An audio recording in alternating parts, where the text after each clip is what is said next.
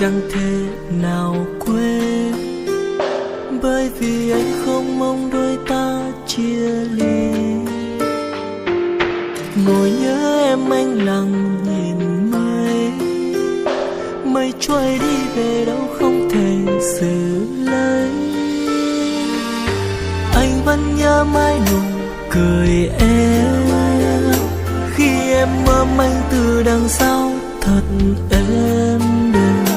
Anh cứ nghĩ tất cả yêu dấu sẽ bền lâu, để đôi ta bên nhau mãi về sau. Nhưng không thể nào em ơi, tất cả yêu thương giờ vỡ tan rồi. Không thể em ơi, phải chi đừng nói yêu nhau suốt đời.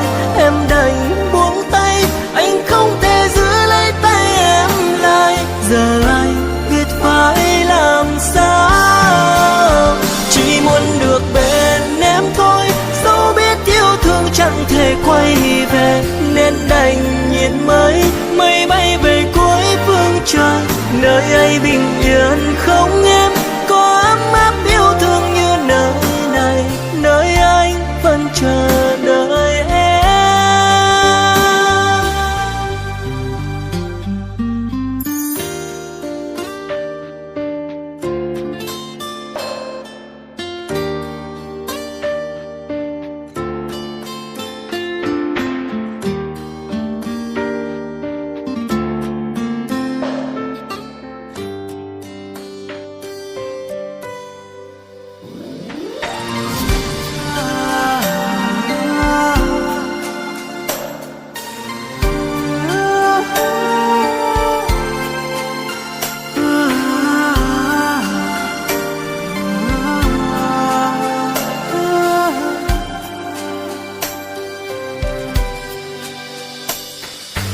Anh vẫn nhớ mãi nụ cười em khi em ôm anh từ đằng sau thật êm đềm.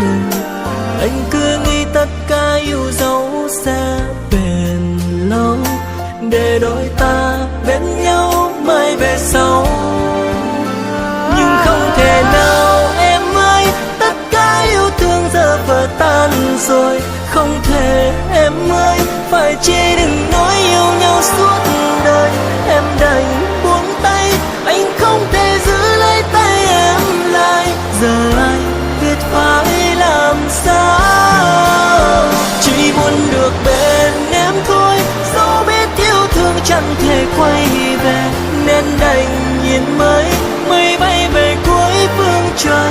Nơi ấy bình yên không em, có ấm áp yêu thương như nơi này. Nơi anh vẫn chờ đợi em. Nhưng không thể nào em ơi, tất cả yêu thương giờ tan rồi.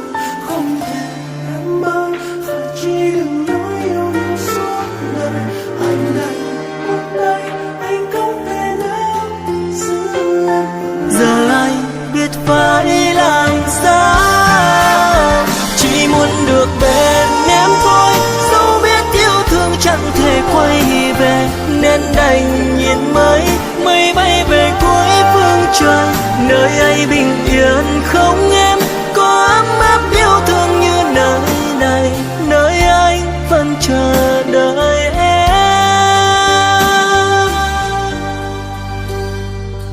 Nơi ấy có bình yên như bên cạnh anh.